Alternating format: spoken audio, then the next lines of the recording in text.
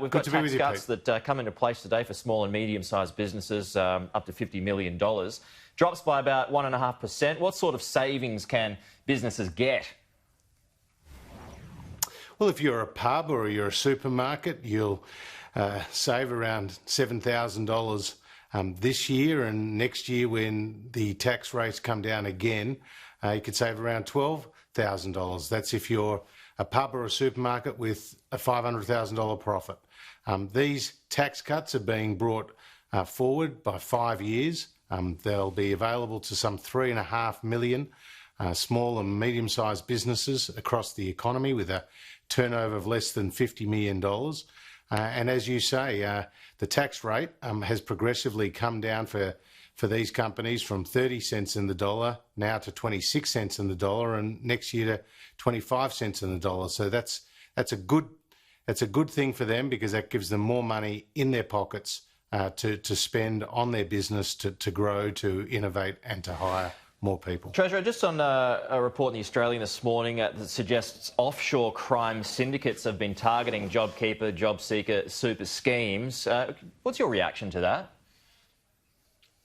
Well, organised crime is a problem both for the public and the private sectors. That's nothing new, and particularly when you've got a program of this scale and size. I mean, JobKeeper is the single largest one-off government program in Australia's history. But we take these challenges very seriously. We've established a serious financial crimes task force that brings together the Federal Police, the ATO, the Department of Home Affairs and others. And we've also put in a number of integrity measures to ensure that payments are not going to compromised accounts, and ensuring that there are risk-based random audits across the board. We're working to ensure that where there is fraud, it's uncovered and those people face the full force of the law. OK, on to GST. Plenty of talk about it this week. It isn't 20 years since it came into play. There are growing calls for changes. You are no doubt aware of that, largely driven by the New South Wales Treasurer. Will there be a rise? Well, look, our focus is on getting people back to work. Our focus is on ensuring that the economy opens up. And that's why we're doing the review of the JobKeeper program right now, Pete. That's why we've put to work $260 billion of economic support packages.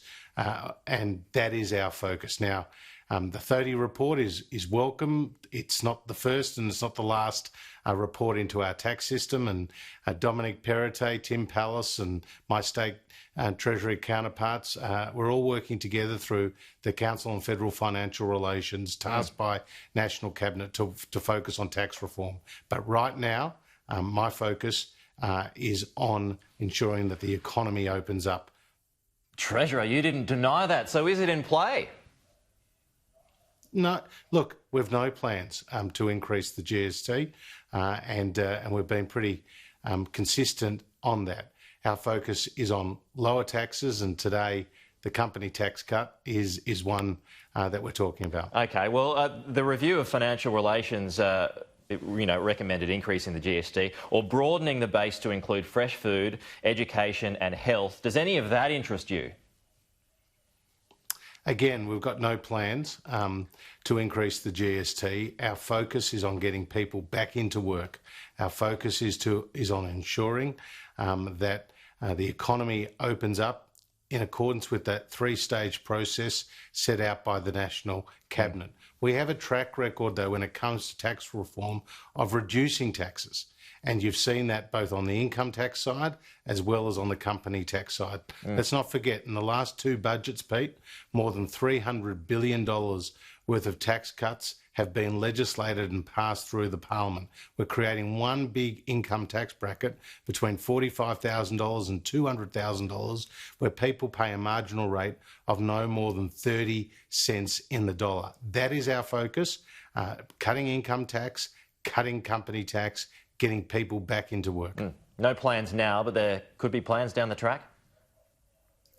Well, I've said it a couple of times. Yeah. I've said it a couple of times.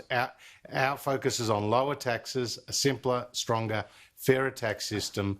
And when it comes to what we've delivered. It's been on Right. the income tax side and it's been on the company tax side. And Pete, it was only a year ago that the Australian people faced a pretty clear contrast at the election about our plans for lower taxes and Labor's plans for $387 billion of higher taxes which are still on their books. Just finally, we've got about 30 seconds, Treasurer, but these localised lockdowns that are taking place in Melbourne at the moment, there's probably going to be more of them down the track. It could be anywhere. Do you support them? Well, I support these stronger measures, absolutely, because we need to ensure that where there are these outbreaks, where there are these hotspots, that we can contain them with tracing and with testing and with effective quarantine. You see, the three-stage process for easing those restrictions, we'll see about 850,000 people get back into work and around $9.4 billion a month added to the economy. Victoria is about a quarter of those gains. Now, we've got to keep it in perspective too, what's happened in Victoria. We're talking about 10 postcodes being locked down, just over 300,000 people out of a state of 6.4 million people. So these are serious, and we'll see more new cases over time. But our ability to get people back into work and keep businesses in business and to maintain the gains towards our economic recovery, we need to effectively deal with these outbreaks when they occur, and that's why these drastic actions are supported. Okay.